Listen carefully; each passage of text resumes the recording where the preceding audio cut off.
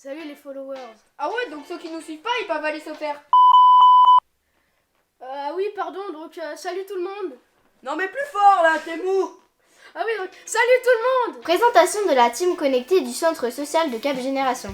C'est long là.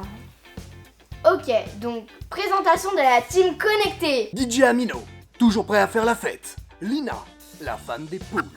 Max, la menace du 6-9. Charlotte, la reine des réseaux. Mathis, le tennisman.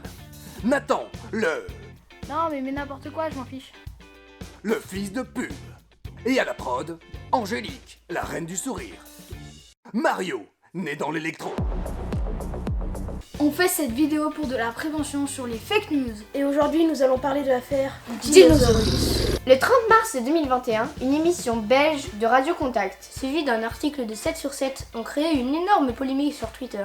Ces derniers rapportent que l'association Vegan Society veut supprimer les gâteaux en forme d'animaux et en particulier les fameux dinosaures. Mais c'est quoi Vegan Society? La Vegan Society, c'est une association caritative fondée en Angleterre en 1944 à l'initiative de Donald Watson. Donald? Mais non, mais pas lui. Mais du coup, c'est quoi être vegan? C'est une philosophie et un mode de vie qui tend à exclure autant qu'il est possible toutes les formes d'exploitation et de cruauté faites aux animaux afin de se nourrir, se vêtir ou dans n'importe quel autre but. Ouais, sinon, en plus simple...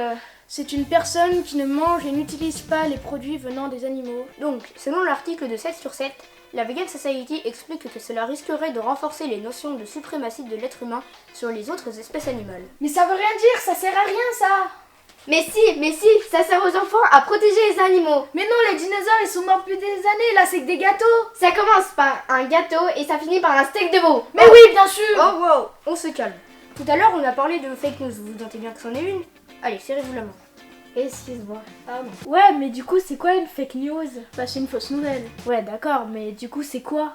Alors, moi, j'ai trouvé la définition sur internet l'autre jour, et si je me souviens bien, c'est la notion de fausse nouvelle, c'est-à-dire une information délibérément faussée et destinée à se répandre au sein du public dans un but mercantile, politique ou idéologique lié à l'émergence des médias puis à leur massification. Ok, mais du coup, c'est quoi mercantile? Alors déjà, c'est l'une des 3 raisons pour lesquelles les gens créent des fake news.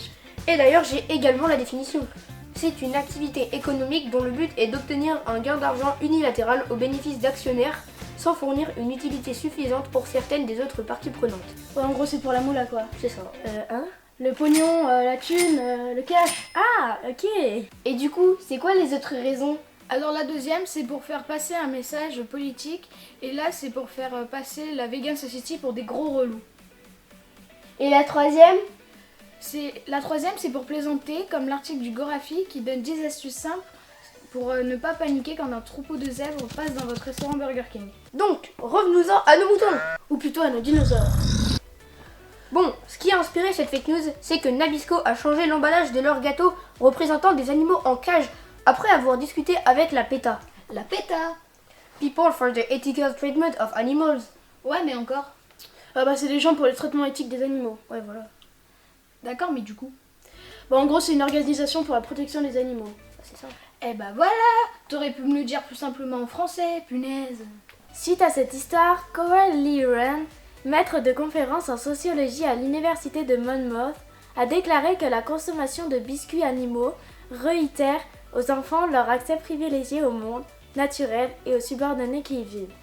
Et traduction?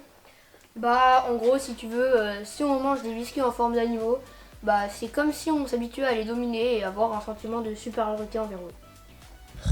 Rassurez-vous, les dinosaures ne vont pas disparaître face aux météorites véganes.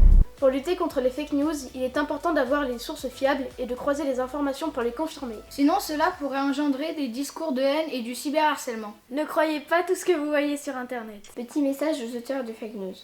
Nous espérons que cette vidéo vous aura fait comprendre que ce genre de mensonge peut avoir de grosses conséquences. C'était la team connectée, à vous de jouer. C'est trop bon.